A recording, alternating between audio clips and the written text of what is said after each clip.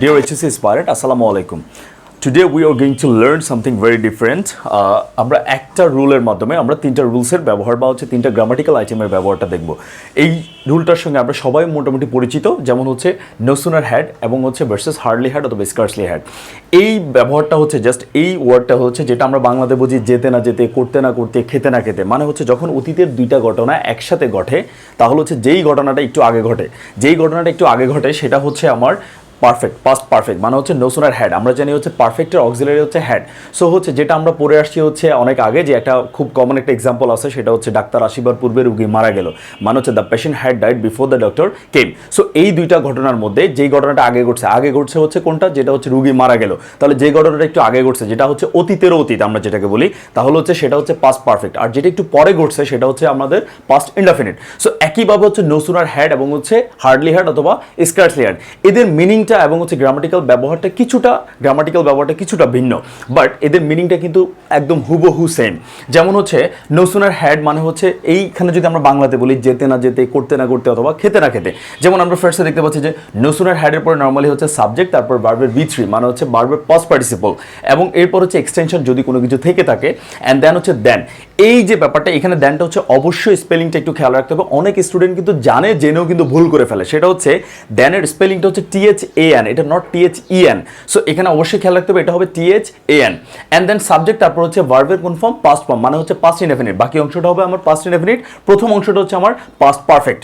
এবং আমরা এক্সাম্পল যদি দেখি তাহলে হচ্ছে no sooner had the teacher entered the class then the student stop talking, মানে হচ্ছে শিক্ষক ক্লাসে প্রবেশ করতে না করতে স্টুডেন্টরা কি করলো, কথা বন্ধ করে দিল। তাহলে এখানে ঘটনা কয়টা ছিল, দুইটা ছিল। একটা হচ্ছে স্টুডেন্টরা কথা বন্ধ করে দিল, আরেকটা ছিল হচ্ছে টিচার ক্লাসে প্রবেশ করলো। তাহলে টিচার যে ক্লাসে প্রবেশ করছে অবশ্যই সেটা একটু আগে ঘটছে। তাহলে যেই ঘটনাটা একটু আগে ঘটছে বা তুলনামূলকভাবে আগে ঘটছে সেটা হচ্ছে আমার পাস্ট পারফেক্ট, আর যেটা একটু পরে ঘটছে সেটা হচ্ছে আমার পাস্ট ইনডেফিনিট। সো একইভাবে আমরা যদি দেখি তাহলে হচ্ছে হার্ডলি হ্যাড এবং হচ্ছে গিয়ে স্কার্সলি হ্যাড, দুইটাই কিন্তু সেম ব্যাপার।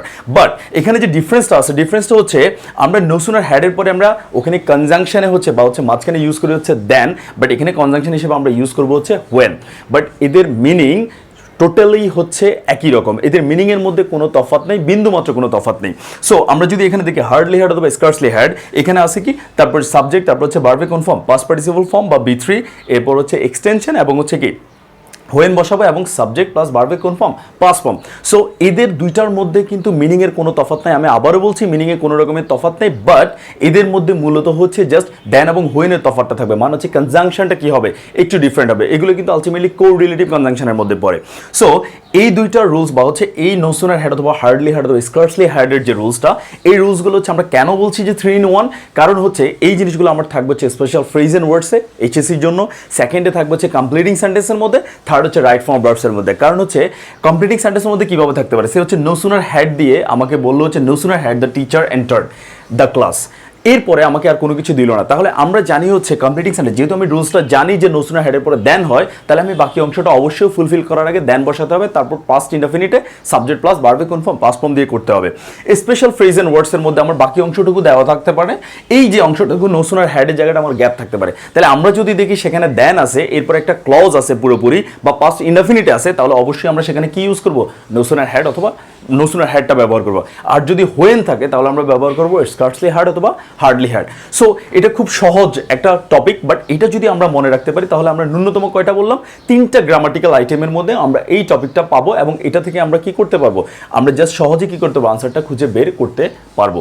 সো আমরা পরবর্তীতে আরও কিছু ভিডিও নিয়ে আসবো এইরকম 3 in 1 রুলস, মানে হচ্ছে একটা কমন রুল দিয়ে আমরা অনেকগুলো বা হচ্ছে একের অধিক আমরা গ্রামাটিক্যাল আইটেম কি করতে পারবো, আমরা সলভ করতে পারবো।